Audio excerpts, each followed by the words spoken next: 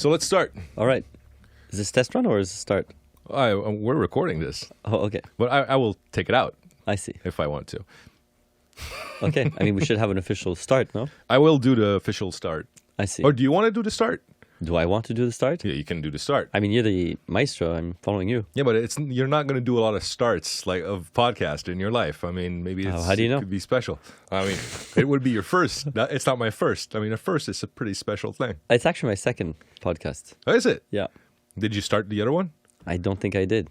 If you want to start, if you want to do it, I don't know how I would start. oh, Welcome to that's a good start. Welcome to the podcast with Gab, everyone. Albert and Gab. Perfect. So today I'm having, are. or tonight I'm having Albert. Thank you very much to be here. I was thinking about how to introduce yourself, and I kind of don't know. Right. Because you're doing so many things. Yes, it's tricky, and even for me. Yeah. So how would you? Well, you don't really need to introduce yourself, but I know that you're doing a lot of hypnosis. Yeah. Amongst like a lot of other things. Yeah. Yoga teacher? Yeah. Are you still teaching yoga? Yeah. Yeah. I went to one of your yoga nidras actually. Yes. It was good and it was fun. Good. I'm glad you enjoyed it. Yeah. And what else? Carl Jung. I'm a big fan of Carl Jung. I mean, and his work, especially the understanding he gave to the world about dreams.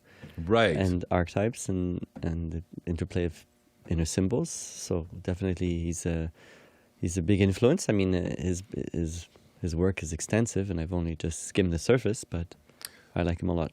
I'm not. I read a bit of Jung lately. Mm-hmm. I love the fact that he was saying like you believe that everybody is dreaming all the time. It's just that our senses when we're awake are they're so strong that we're not seeing the dreams. But I thought it was quite quite good. I'm passing a lot of time looking at archetypes. Yeah, it's a really, really fascinating idea to think that there's some sort of dream filter in between our perceptions of what we call reality. Right. That I see you through a peculiar filter. We all know that our perception is filtered. Right. But we don't really necessarily consider the relationship of our dreams to those filters. Mm-hmm. And the dream symbols that we dream tell us essentially how we view the world. Right. Right. So. Well, yeah, it is fascinating. I should ponder on this more than on a podcast. This is pretty fast. We need to be fast paced. But it's true because just by like when you hear yourself think, or when you feel yourself think, and you're like, oh, I don't really know what ideas or what the patterns are that I'm because I'm not listening to that, but I definitely the filter is there and the notion of like perception or changing the story. Like, what do you do in hypnosis basically with most of your client? Like, where are you right now? What are your tools that are your favorite these days? I mean, hypnosis is a huge world in of itself. Mm-hmm. And there's lots of branches and approaches to hypnosis. It's almost like saying, I do martial arts. Right. You say someone says to you, I do martial arts, you don't know what they're doing, right? So your questions are, on point. Do they kung fu? Do they do karate? Do they do, boxing? Do they do MMA? It's like, there's lots of styles of hypnosis. So what are the tools and the kind of hypnosis that I do? I'm still learning a lot, actually. I'm fascinated by hypnosis because I'm fascinated by altered states. That is, when we move into, we spend our days moving through different altered states without even knowing it. And interesting. And when you were saying, so for example, when I'm thinking, mm-hmm. right? We might ask ourselves, who's thinking that at right. that moment? And according to different moments, we may be having different kinds of thoughts, different qualities of thoughts. There's a kind of different thinker, right? So throughout the day, we go through different states, we go through different moods, and we go through different qualities of thoughts. And when we are working in hypnosis, we are purposefully affecting the state that we're in to affect the way that we're thinking. Okay. And so essentially the way that we're thinking is then going to manufacture our experience, our reality. Right. Right?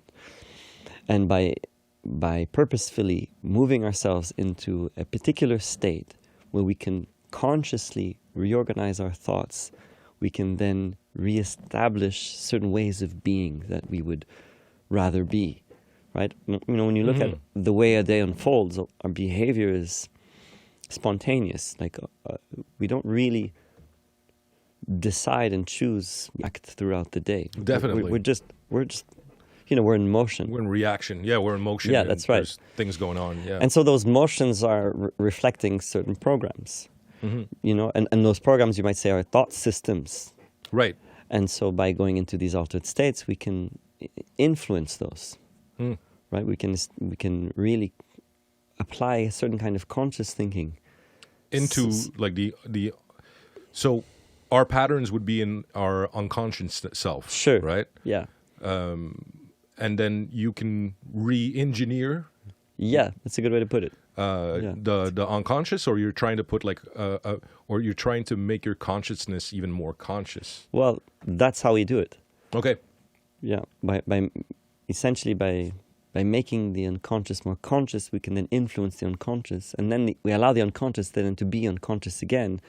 But what is established in the unconscious is simply more intelligent, more purposeful, more intentional. Right. Right? And instead of being repressed, because I would guess that, you know, sometimes there's... Well, repressed, it may not be repressed, it just may be, I mean, everything that we do, all of our behavior, even our worst behavior, is purposeful at some level. Yeah. It's intentional. Right. It's goal-seeking, you might say. It's after something. Right, yeah. It doesn't know that, you know, sometimes we look at certain our behaviors, and one part of us says, this is negative behavior. I don't want to be doing this anymore. Why am I still doing this? Right? You know, and we all have those behaviors. Oh, yeah. Right? The things that we do during the day that we know our lives would be better if we weren't doing them, but yet we're still doing them. Right. Right? And so what is doing that? Right? That behavior is driven by some sort of need. Yeah. Right? And it's the need, essentially, you might say, that's doing that. Right. And so by finding ways to fulfill that need, you know, we can then, in different ways, we can then undo a certain behavioral program. Okay, so let's say, could you give me like a small example, or just an example of like how would you come about with hypnosis? Somebody that's got, I don't know, like a let's say an eating problem, or well, if it's a good, or else like you could find an example that might be like more fun, but let's say let's say an eating problem or something like that. Yeah. Okay. So an eating problem. I mean, these things, different problems have different levels of depth. Right. And so essentially we would want to try to find out what positive purpose that eating problem serves. Okay. So there's something that the person gets out of eating too much or eating that way. Right. That benefits them. Even though when they think about it at a conscious level, they see nothing but a problem. Okay, so let's just continue. Let's say the person feels safe when they eat, because like there you go. So let's say that one, like how do you? Let's say after you found that you know that's the equation. Right. So this is what they get out of that behavior. Right. And so essentially they're trying to create a certain kind of experience, the experience of safety. Okay. And so then we would try to get them into the experience of safety through another means. Okay. And we would see if we could put them in touch with a resourceful part of themselves, and engage that resourceful part, and see if that resourceful part can then offer suggestions or ideas that will allow that experience to be found. And if they can find it in a way that is really truly filling and satisfying that need, right, then there's no purpose for the negative behavior, right? And so the negative behavior can be seen in the whole system, and as you know, and it can be redirected. So, it's nice. So basically, like, because there's like twofold. I guess your change they need to be like kind of permanent, or else that that wise self is going to say, oh, instead of doing this, you should do that, or it just you can feel the need like once and after be done with it. Oh, good question. It can happen. Mm-hmm. It can happen that, like, say, in a session, we satisfy the need so deeply, in such a fulfilling way, that it extinguishes that want. Yeah. Right. Mm-hmm. But that's rare. But it can happen. Right. Right, and that's kind of extraordinary, but and almost miraculous. But it does happen. I'd say maybe 10%, 15% of the time. Those are really good odds. Like when Sure, 10 to 15 I is guess still so. good. Yeah, Still good. I mean, depending on the level of the depth of the problem. Most of the Right. time, what happens is people will discover a strategy that they will then have to, on their own, consciously maintain. Right. They'll have to train themselves, and through the work we do, we help them recognize the movements of the urges, right? And and we feel an urge much earlier than we realize it. Yeah. Right. And so it's like Right. by the time we're wanting what we want, like the person wanting to eat, it's like that want has been growing inside of them and has certain manifestations Yeah. a lot earlier than the person was necessarily aware of. So that's probably some of the training we would do too, depending on what the person is working on, right? Training them to recognize the currents, the cycle of it. It always has a cycle, Right. right? A rise, a peak, and then a fall, and then a dissolving. Right. And So there's an action. Like when you take Yeah, an action, exactly. you're already there that you're going to get more out of, you're already feeling pain, or I don't know what sure. would be to go to that behavior that you're not really liking. Yeah. Uh-huh. So with that training, with that sensitivity, as soon as they feel the urge, then they have a new direction for it. Okay. They can lean and make choices, behavioral choices, conscious choices that will then satisfy that need before long before it takes over them. And then as they practice that, then essentially they're training that in their nervous system, and then eventually It just dissolves. it dissolves, and then they have a new behavioral pattern, neural behavioral pattern in there. Right. And that negative behavior disappears. It's like- Interesting. My second question for the same thing. Okay. When you're saying, okay, you're trying to find like a wise self, or a person that has got resources inside of the mind Sure. of that person. Since I've been reading a bit, just a bit of Jung, and he's almost saying that all of these archetypes have a mind of their own, and almost like a life of their own, and Yes. they're evolving on their own. Sorry, and they're evolving on their own system. Is that one? Did you find the same thing? And is it like these types of people absolutely. that you're? Meaning the parts there's something in. I mean, there's whole theories about consciousness, and the theory of the individual consciousness, as being a singular I, is a really peculiar idea. Essentially, that's what we imagine ourselves to be. We imagine ourselves to be a singular entity, but it's not quite how we work. We're actually multiple things. We have multiple parts, and each of these has its own kind of drives, agendas, desires, and attitudes, right? Right. And so definitely there's each of these parts of us has a life of its own. It's like it's like a symbiotic consciousness that lives within us. That's scary. It's a peculiar idea. It's weird. I mean, would the point be you see to- this. You see this. I just watched a superhero movie with my kids the other day. Which one? It was Venom, Oh, Venom. right? And so he's got this this symbiotic alien living with him, Right. and he talks to it in his mind, right? Yeah. We're all like that. We have these different parts of us that we can talk to and that can talk back to us. Right. I mean, when it gets really, really exaggerated, then people have, schisms like schizophrenic psychosis, where they're invaded by these voices. But essentially, those voices are their own voices. Right. And the schizophrenic mind thinks that it's an otherworldly voice, invading him or possessing him. But Yeah. in the more sort of Well, mainstream I mean, world. is schizophrenia like a range? Because I know people, if a person thinks that God talks to them, he's not per se schizophrenic. Maybe he is. I don't know. Is it a range of? Good question. I mean, when a person is reaching a label of schizophrenia, there's a real fragmentation of the psyche, and it's a particular, it's a very particular condition, psychological profile.